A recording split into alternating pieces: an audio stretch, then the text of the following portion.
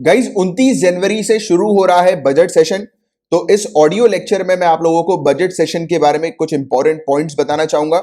मैं चाहूंगा कि आप पेन और पेपर लेकर बैठिएगा और बजट सेशन से रिलेटेड जो भी इंपॉर्टेंट चीजें मैं बताने जा रहा हूं उसको आप नोट डाउन करते चलिएगा। और इस ऑडियो लेक्चर के दौरान मैं आपसे जितने भी क्वेश्चंस पूछूंगा उसका आंसर आपको कमेंट बॉक्स पर लिखकर बताना है। बट एक बार पूरा ये लेक्चर सुन लो आप, फिर उसके बाद आंसर बताइएगा। जब भी मैं आपसे क्वेश्चन पूछूंगा आपका काम होगा कि आप क्वेश्चन को अपने पास नोट डाउन जरूर कर लीजिएगा। ठीक है, तो देखिए गाइस 29 जनवरी से शुरू हो रहा है बजट सेशन, 8 अप्रैल तक ये चलने वाला है। 29 जनवरी को हमारे honourable president of India joint parliamentary session conduct करने वाले हैं, शुरू करने वाले हैं। तो आपको मुझे बताना है कि हमारे इंडियन कॉन्स्टिट्यूशन के अंदर किस आर्टिकल में इस चीज के बारे में मेंशन्ड है कि हमारे ऑनरेबल प्रेसिडेंट जॉइंट सेशन को बुला सकते हैं, जॉइंट सेशन कंडक्ट करवा सकते हैं। तो बताइएगा जरूर। और 1 फरवरी को बजट पेश किया जाएगा। बजट कब पेश किया जा रहा है इस बार? 1 फरवरी को। और 29 जनवरी से लेकर 15 फरवरी और 8 मार्च से लेकर 8 अप्रैल के बीच में पार्लियामेंट की सिटिंग बैठक हम लोग को देखने को मिलेगी।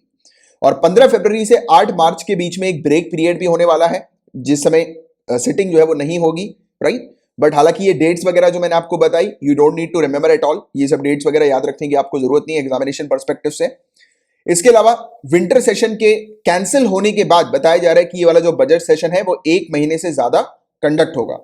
और बताया जा रहा है कि इस बजट सेशन के दौरान अपोजिशन काफी सारे मुद्दे उठा सकती है, जैसे कि किसान बिल से रिलेटेड मुद्दे हम लोग को देखने को मिलेंगे, इकोनॉमी डाउनफॉल जो हम लोग को देखने को मिल रही है उससे रिलेटेड मुद्दे देखने को मिलेंगे, और कोरोना से जुड़े वेरियस मुद्दे वगैरह हम लोग को यहां पर देखने को मिलने वाले हैं।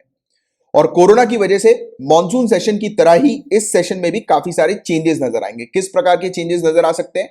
जैसे कि सबसे पहली चीज, अगर ऐसे क्वेश्चन आ जाए आपके सामने कि पार्लियामेंट के अंदर कैसे चेंजेस कोरोना वायरस के कारण देखने को मिले पार्लियामेंट्री सिटिंग में, तो आपको सिंपल सी चीज तो सबसे पहले ये लिखना है कि सोशल डिस्टेंसिंग वहां पर मेंटेन करना है। तो इसलिए बताया जा रहा है कि जो विजिटर एरिया होता है ना, विजिटर गैलरी जिसको अपन बोलते हैं, जहां पर विजिटर्स आकर विजिट करते हैं, तो उसका भी उपयोग किया जाएगा और वहां पर भी मिनिस्टर्स वगैरह जो है वो एमपीज वगैरह जो है वो बैठेंगे, राइट। तो ये चीज हम लोग को देखने को मिल रही है।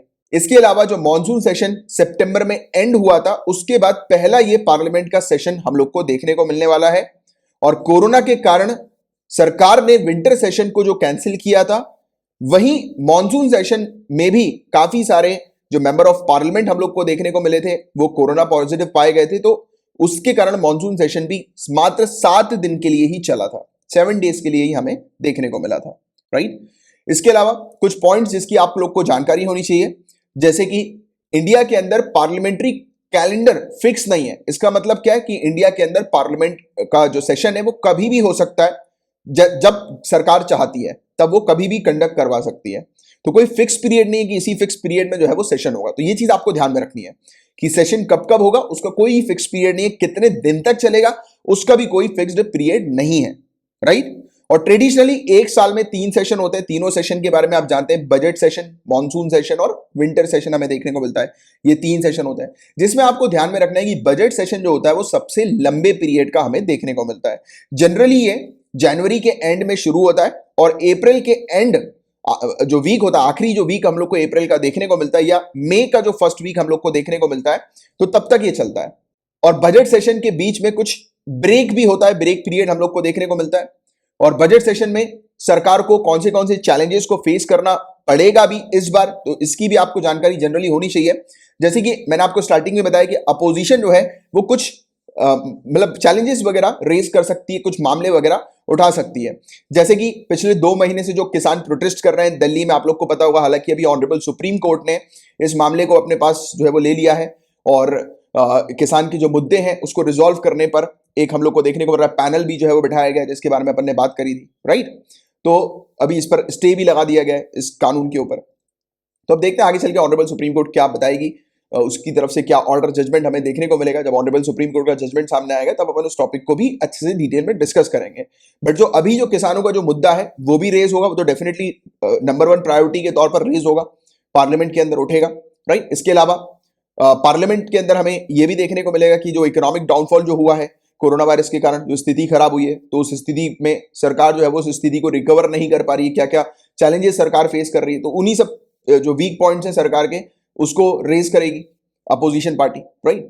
और इसके अलावा हमें यह भी देखने को मिल सकता है कि कोरोना महामारी के समय पर सरकार ने जो सही तरीके से कदम नहीं उठाए तो उस पर भी चर्चाएं होंगी। जैसे कि स्टार्टिंग पीरियड में जो माइग्रेशन जो हुआ है लेबर्स वगैरह का, आपको पता होगा काफी सारे जो वर्कर्स हैं वो गांव क्षेत्र में चले गए थे और जाने के लिए उनकी कोई व्यवस्था नहीं थी, उनको गांव अपने घरों तक पहुंचाने के लिए सरकार ने कोई व्यवस्था ऐसी नहीं करी थी।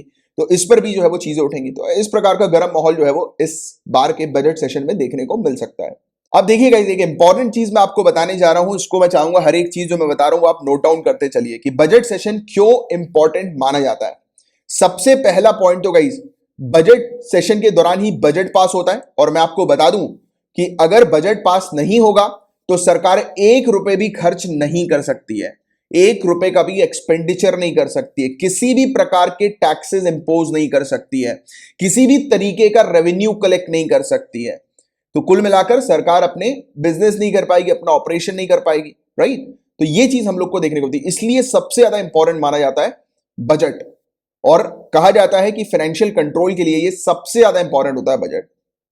और इसी दौरान जितने भी मनी बिल पास होते हैं उनमें से अगर कुछ मनी बिल पास नहीं हुए, मनी बिल अगर पास नहीं हुए किसी भी कारणवश, तो सरकार भी गिर सकती है। मैंने क्या बोला? सरकार गिर सकती है। सकती है का मतलब ये मैंडेटरी नहीं है कि सरकार गिरेगी। अगर मनी बिल पास होगा तो सरकार गिरेगी, ये मैंडेटरी कहीं नहीं है, ये किसी भी प्रकार के लॉ बाइंडिंग नेचर का नहीं है।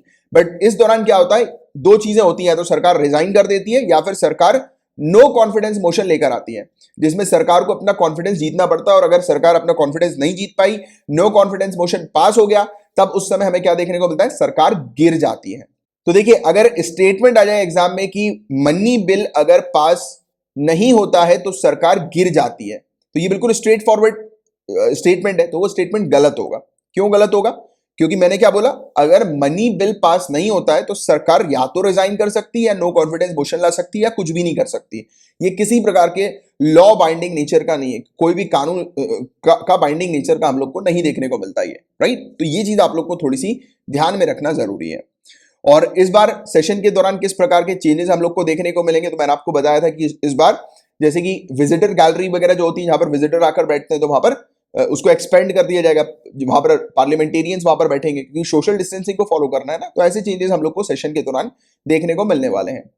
और सेशन बुलाने का फैसला किसके द्वारा लिया जाता है, यानी कि सेशन को कंडक्ट करने का फैसला कौन लेते हैं कि इस दिन जो है वो सेशन कंडक्ट होगा। तो याद रखिएगा, ये पूरा जो डिसीजन होता है वो सरकार का होता है, गवर्नमेंट का होता है। गवर्नमेंट जब चाहती है जब वो सेशन जो है वो कंडक्ट करवा सकती है। इसमें भी एक टेक्निकल चीज याद रखिएगा, इसमें पार्लियामेंट्री अफेयर्स कमेटी होती है। अगर क्वेश्चन आ जाए कि पार्लियामेंट्री अफेयर्स कमेटी जो है उसका क्या रोल होता है, तो आपको एक रोल इसका ये पता होना चाहिए कि सेशन, पार्लियामेंट्री सेशन जब कंडक्ट होता है तो कब सेशन कंडक्ट होगा, उसका पूरा डिसीजन जो है ये पार्लियामेंट्री अफेयर कमेटी लेगी। और अभी इस कमेटी के अंदर हम लोग को 9 मिनिस्टर्स देखने को मिलते हैं, जिनमें से डिफेंस, होम, फाइनेंस और लॉ मिनिस्टर्स हम लोग को नजर आ रहे हैं।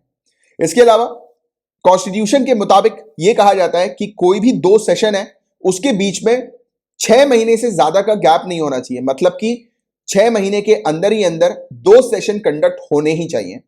तो ऐसा हमारा कॉन्स्टिट्यूशन कहता है। अब आपको बताना है किस पर्टिकुलर आर्टिकल के तहत इस चीज के बारे में मेंशन्ड है, और आर्टिकल के तहत मेंशन्ड है या फिर कोई और रूल्स रेगुलेशंस के तहत इस चीज के बारे में मेंशन्ड है, तो वो आप मुझे नीचे कमेंट बॉक्स में लिखकर जरूर बताइएगा। इसके अलावा एक और बेसिक आइडिया देता हूं मैं आपको तीनों सेशन के बारे में। स्टार्ट करते हैं बजट सेशन से। तो बजट सेशन मैंने आपको बताया कि सबसे लंबे पीरियड का ये सेशन होता है, जनवरी के एंड से शुरू होता है ये, और या तो अप्रैल के एंड में या मई के फर्स्ट वीक तक जो है ये चलता है। इसके बाद आता है मॉनसून सेशन। मॉनसून सेशन लगभग 3-3.5 हफ्ते का होता है। मॉनसून सेशन जुलाई में शुरू होता है ये, और अगस्त में ये खत्म हो जाता है। और साल का तीसरा और आखिरी सेशन जो होता है वो कौन सा होता है? Winter session. ये करीब 3 हफ्तों तक चलता है। जनरली नवंबर से लेकर दिसंबर के आसपास ही हम लोग को ये सेशन देखने को मिलता है। और पार्लियामेंट का सेशन कितने दिनों तक चलेगा, इसका कोई फिक्स्ड पीरियड नहीं है। और यही कारण है कि सेशन जो है वो बढ़ता भी है कभी और कभी घटता भी है। ज्यादा दिनों के लिए चलता है तो कभी कम दिनों के लिए चलता है। पिछले साल आप जानते हैं कि कोरोना वायरस के कारण मात्र 33 सिटिंग्स हम लोग को देखने को मिली थी पार्लियामेंट की, सिर्फ 33 बार ही बैठक हुई थी। इससे पहले 2008 में केवल 46 दिन के लिए ही पार्लियामेंट की बैठक हम लोग को देखने को मिली थी। तो इसके बारे में भी आपको एक जनरल आइडिया होना चाहिए। और बाकी फिर अब बजट आएगा तो बजट को लेकर भी अपन काफी इंपॉर्टेंट चीजों को डिस्कस करेंगे। तो यही था गाइस पूरा ओवरऑल टॉपिक। कैसा लगा आपको ये ऑडियो लेक्चर जरूर नीचे कमेंट बॉक्स पर लिखकर बताइएगा। और जितने भी क्वेश्चंस मैंने आपको इस ऑडियो लेक्चर्स के दौरान दिए हैं वो नोट डाउन करते जाइए, और जो भी पॉइंट्स मैंने आपको बताए होपफुली आप लोगों ने वो पूरे पॉइंट्स जो है वो जरूर नोट डाउन किए होंगे, राइट। तो क्योंकि ये एक आपकी अच्छी प्रैक्टिस होती है, क्योंकि आप ऑडियो लेक्चर को जब सुनते हैं तो आप प्रॉपर कॉन्सेंट्रेशन के साथ सुनते हैं, राइट। कई बार क्या होता है वीडियो लेक्चर के दौरान हम लोग सोचते हैं कि यार सामने तो पूरी चीज लिखी हुई है, तो अपन अपना कॉन्सेंट्रेशन इधर उधर करते हैं।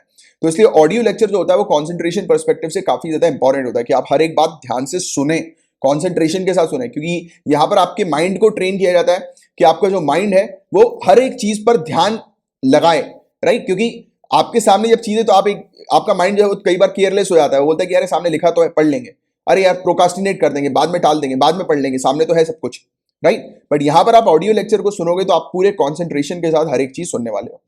तो ये एक मेरा प्रयास है पहला, इस प्रकार के भी लेक्चर्स आप लोग के सामने लेकर आने का। आपका क्या फीडबैक है जरूर नीचे कमेंट बॉक्स पर लिखकर बताइएगा, राइट। तो चलो फिर अब अपन मिलेंगे अगले आर्टिकल में, तब तक के लिए bye bye, take care, have a great day ahead, Tata.